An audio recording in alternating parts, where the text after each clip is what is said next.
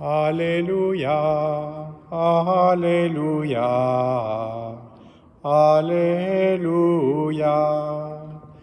Alléluia, Alléluia, Alléluia.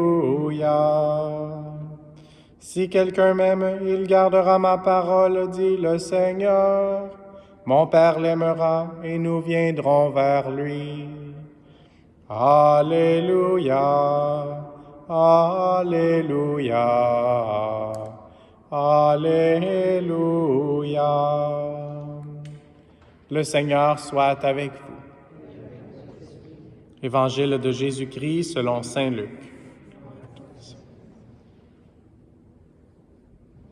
En ce temps-là, Jésus disait, « Lequel d'entre vous, quand son serviteur aura labouré ou gardé les bêtes, lui dira à son retour des champs, « Viens vite prendre place à table. » Ne lui dira-t-il pas plutôt, « Prépare-moi à dîner, mets-toi en tenue pour me servir, le temps que je mange et boive. Ensuite tu mangeras et boiras à ton tour. » Va-t-il être reconnaissant envers ce serviteur d'avoir exécuté ses ordres? De même, vous aussi, quand vous aurez exécuté tout ce qui vous a été ordonné, dites, « Nous sommes de simples serviteurs, nous n'avons fait que notre devoir. »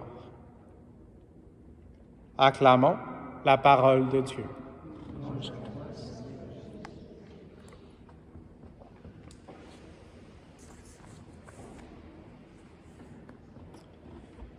Donc aujourd'hui, en me préparant pour l'homélie, ce qui m'a touché le plus, c'était dans le psaume qu'on vient d'entendre, « Mets ta joie dans le Seigneur, il comblera les désirs de ton cœur. » Et c'est la parole « désir » qui a été la plus marquante dans cette préparation. Donc je ne sais pas si c'est plus une homélie pour moi ou s'il y a des gens qui vont être touchés par ce message.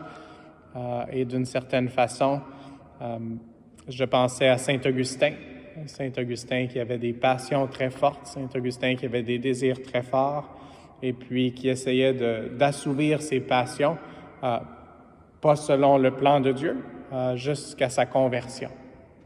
Et il nous a écrit un livre que certaines personnes utilisent presque comme un livre de chevet, qui s'appelle « Les Confessions de Saint-Augustin ». Puis c'est de confesser son désir, de désirer le Seigneur, qu'il avait mal placé pendant quelques temps de sa vie, mais qu'il a voulu consacrer au Seigneur pour le reste de sa vie.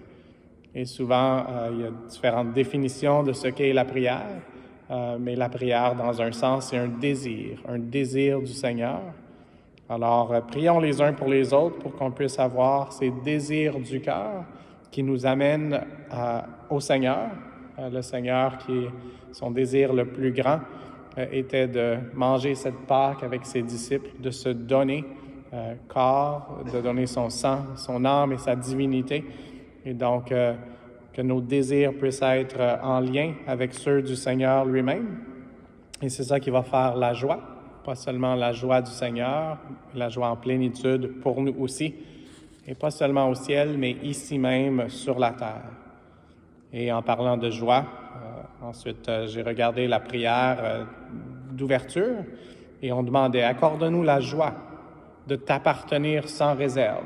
Et encore une fois, Saint-Augustin, il n'y avait pas de réserve dans plusieurs des façons dont il cherchait le bonheur, mais ensuite, quand il a trouvé le Seigneur, ça satisfaisait ses désirs parce que le Seigneur est infini. Et donc, le Seigneur nous donne sans réserve, il nous donne infiniment.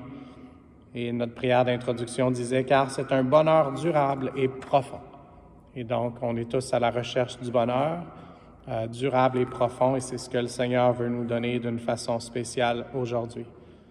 Et la conclusion de notre lecture aujourd'hui, de la lettre de Saint Paul apôtre à Tite, disait « Le peuple ardent à faire le bien ». Et encore une fois, souvent on parle de l'ardent désir. Alors demandons au Seigneur que notre ardent désir soit pas seulement de faire le bien, mais recevoir le bien qui est Dieu lui-même, afin qu'on puisse continuer notre cheminement. Et on est vers la fin de l'année liturgique, et donc toutes les lectures sont très importantes et comme un résumé avant d'aller dans cette saison de l'Avent. Alors demandons au Seigneur de nous aider vraiment à prendre au sérieux ce temps qu'on a, de recevoir ces grâces pour qu'on puisse gratuitement aussi les partager avec les gens autour de nous. Et que notre prière aujourd'hui soit une écoutée par le Seigneur et qui nous donne encore plus le désir d'être en communion avec lui et les uns avec les autres. Amen.